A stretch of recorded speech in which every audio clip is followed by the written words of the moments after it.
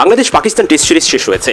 দ্বিতীয় টেস্টে বাংলাদেশ অসাধারণ পারফরমেন্স করেছে। তুলনামূলকভাবে প্রথম টেস্টের চেয়ে দ্বিতীয় টেস্টের পারফরমেন্স কিছু কিছু দিক দিয়ে আপনাকে এগিয়ে রাখতে হবে। পুরো টেস্ট জুড়ে সবাই বিভিন্ন রকমের পজিটিভ নেগেটিভ নিয়ে আলোচনা করেছে। ক্রিকেট বিশেষজ্ঞরা তো পাকিস্তানকে একদম ধুয়ে দিচ্ছে, কিন্তু বাংলাদেশের দ্বিতীয় টেস্টে যে বিষয়টা লক্ষণীয় ছিল এবং খুব একটা আলোচনা দেখা যায় না, সেটা হচ্ছে লিটনের প্রথম ইনিংসে করা সেঞ্চুরিটা। আপনি যদি দেখেন যে টেইলেন্ডারের সাথে যখন লিটন ব্যাটিং করছিলেন, তিনি তখন প্রচন্ড বুদ্ধিমত্তার সাথে ওভারের প্রথম 4টা বল নিজে ফেস করে তারপর টেইলেন্ডারকে সুযোগ দিয়েছেন এবং দুটো বল ফেস করার পরে আবার পরের ওভারে ব্যাটিং এর সুযোগটা তিনি নিয়েছেন। মোটামুটি দলকে বাঁচানোর একটা প্রচেষ্টা ছিল তার ব্যাটিং অ্যাপ্রোচে। আর এই ট্যাকটিক্সটাই প্রথম ইনিংসে যে টাফ পিচ ছিল সেটাতে বাংলাদেশকে এগিয়ে দিয়েছে। আর দ্বিতীয় ইনিংসে রেজওয়ানের ভূমিকাটা ওই অবস্থায় যেতে পারতো যখন তারা 7 উইকেট হারিয়েছে এবং পঞ্চম দিনের খেলা শুরু করেছে। কিন্তু টেলেন্টেড ব্যাটসম্যান সাজিদ খানকে যে রেজওয়ান টাইজুলের ওই ওভারে এতগুলো বল ফেস করালো, সেটাই ছিল রেজওয়ানের বড় ভুল। আর এখানে আসলে লিটনের সাথে তার ট্যাকটিক্স এবং দক্ষতায় পার্থক্য।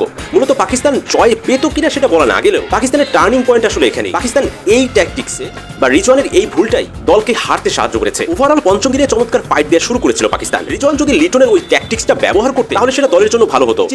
নিজে বেশি স্ট্রাইক যদি রাখতেন এবং সাজিদ খানকে যদি 2-1 বলের জন্য মাত্র ব্যবহার করতেন, সেটাই ওয়াইজ ডিসিশন হতো। কিন্তু এখানটাতে তিনি ভুল করেছেন এবং দলের জন্য বিপদ ডেকে এনেছেন। এরপর যা হবার তাই হয়েছে, টানা 3টি উইকেট পড়ে গেছে এবং পাকিস্তান হেরে গেছে।